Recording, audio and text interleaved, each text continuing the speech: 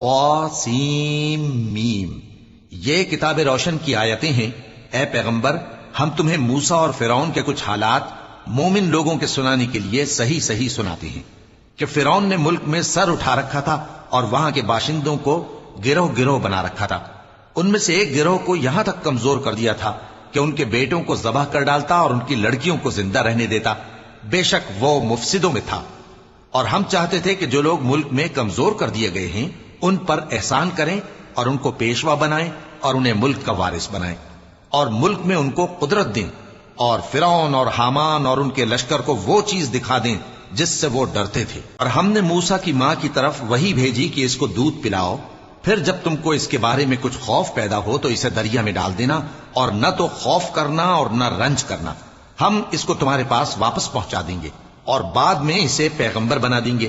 سو فرعون کے لوگوں نے اس کو اٹھا لیا، اس لیے کہ نتیجہ یہ ہونا تھا کہ وہ ان کا دشمن اور ان کے لیے موجب غم ہو۔ بے شک فرعون اور حامان اور ان کے لشکر غلطی پر تھے، اور فرعون کی بیوی نے کہا کہ یہ میری اور تمہاری دونوں کی آنکھوں کی ٹھنڈک ہے، اس کو قتل نہ کرنا، شاید یہ ہمیں فائدہ پہنچائے یا ہم اسے بیٹا بنا لیں۔ اور وہ انجام سے بے خبر تھے۔ اور موسیٰ کی ماں کا دل بے قرار ہو گیا، اگر ہم ان کے دل کو مضبوط نہ کر دیتے تو قریب تھا کہ وہ اس غم کو ظاہر کر دیتی۔ ہم چاہتے تھے کہ وہ مومنوں میں رہیں۔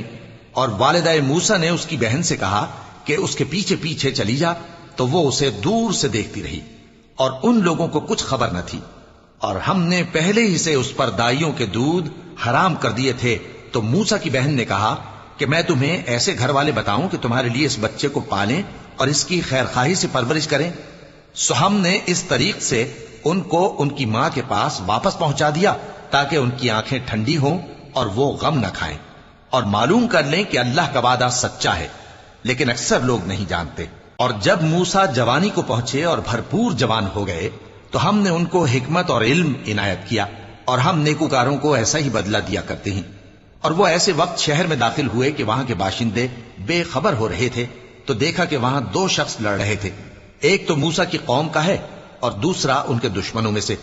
تو جو شخص ان کی قوم میں سے تھا اس نے دوسرے شخص کے مقابلے میں جو موسیٰ کے دشمنوں میں سے تھا مدد طلب کی، تو موسیٰ نے اس کو مکہ مارا اور اس کا کام تمام کر دیا۔